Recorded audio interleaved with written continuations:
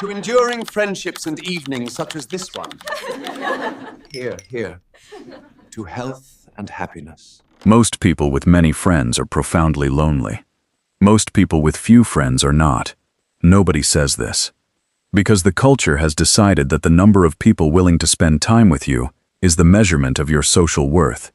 And that single decision has caused a very specific type of mind to misread itself for its entire life.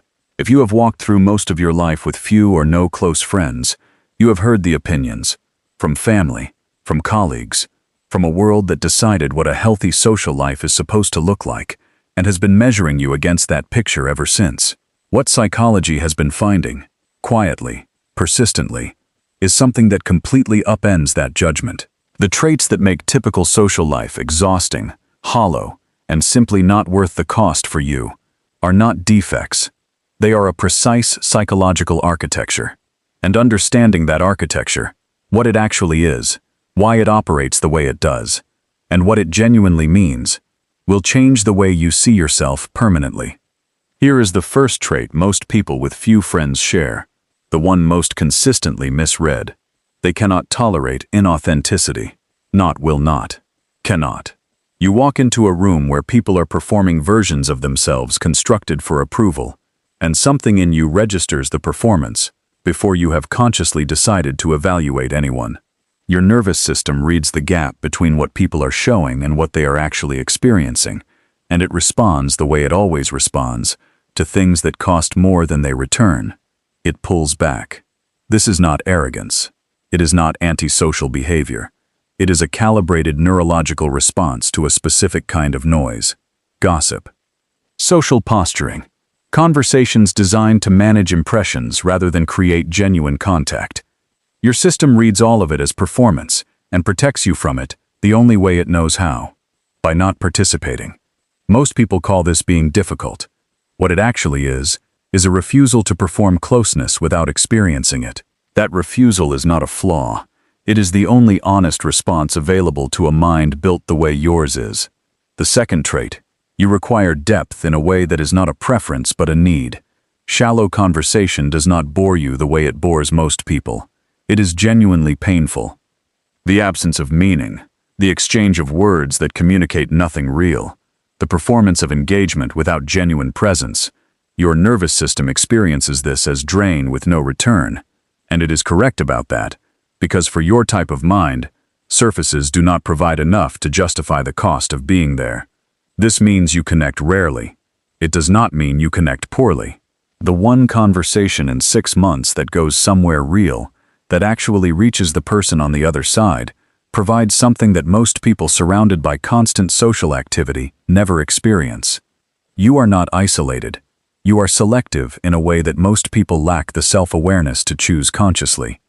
The third trait is the one that receives the most clinical misunderstanding. Your brain processes social interaction more deeply than the average nervous system. During a conversation, you are absorbing tone, tracking micro-expressions, reading the emotional subtext beneath what people say, and processing multiple simultaneous layers of information, while also participating in the conversation itself. This is not a choice. It is the architecture of how your system is built. The result is that socializing costs more for you, not because you dislike people, because your system runs more processes per interaction. And after sustained exposure, the only thing that restores function is complete stillness. Alone, quiet, without anyone else's emotional information entering the system. This is not antisocial behavior. It is neurological recovery. The mistake you have been making, the one the culture has been actively encouraging, is calling it a problem. It is not. It is the maintenance requirement of a more sensitive and more complex perceptual system, and the person who understands this stops apologizing for it. The fourth trait: you are internally self-sufficient in a way that makes most people profoundly uncomfortable. You can be completely alone and not be lonely. Your own thoughts, your own inner world, your own processes of meaning-making provide a quality of experience that most people can only approximate through constant social stimulation. From the outside, this reads as coldness, distance, not needing people. What it actually is low social dependency, a rare internal stability That means you are not driven by the need for external validation to feel real, valuable, or grounded. Here is the truth buried beneath this that most people never reach. The majority of people who fill their lives with constant social activity are doing so because genuine solitude is intolerable for them. Because when the noise stops, what remains is themselves, and that encounter is one they have been avoiding. You have never had that problem, which means you have developed something most people never build, a genuine relationship with your own interior. Complex, private, entirely yours. The fifth trait is the one that has cost you the most.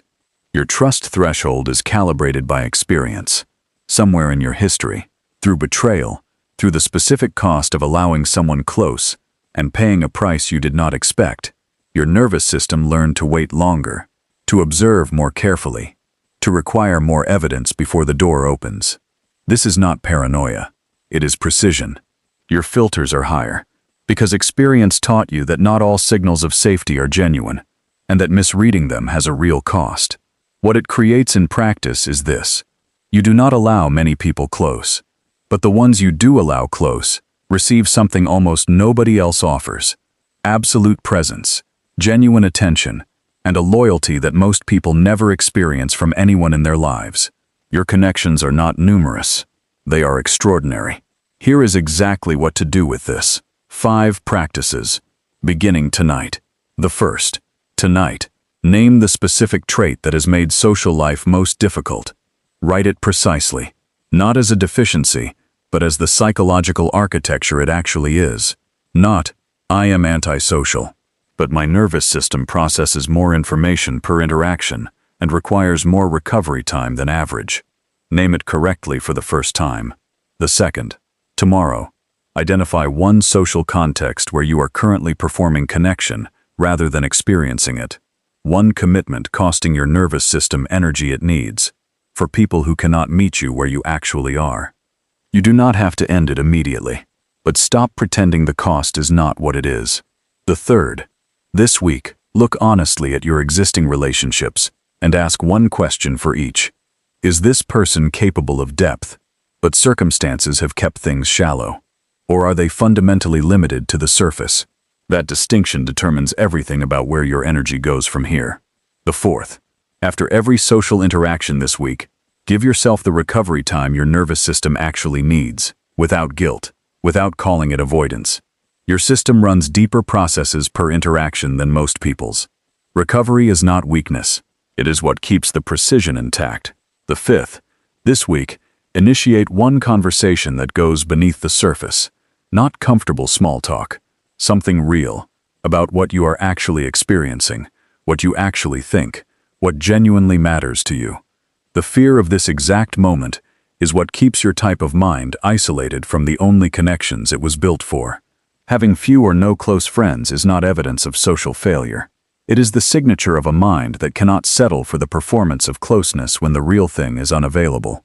Most people will spend their entire lives surrounded by people they do not truly know, performing connection in exchange for the feeling of not being alone, calling that friendship. You have refused that deal. That refusal has been lonely at times. It has been misread. It has cost you in ways that other people never had to pay. But it has also kept something intact that most people trade away without ever noticing the transaction: the capacity to be genuinely known by someone who genuinely deserves to know you. That is not a consolation. That is the only thing worth having. Comment below. The trait you were told was your problem. The one you are done explaining to people who were never equipped to understand it. Like this video and subscribe to this channel for more powerful videos like this. See you in the next one.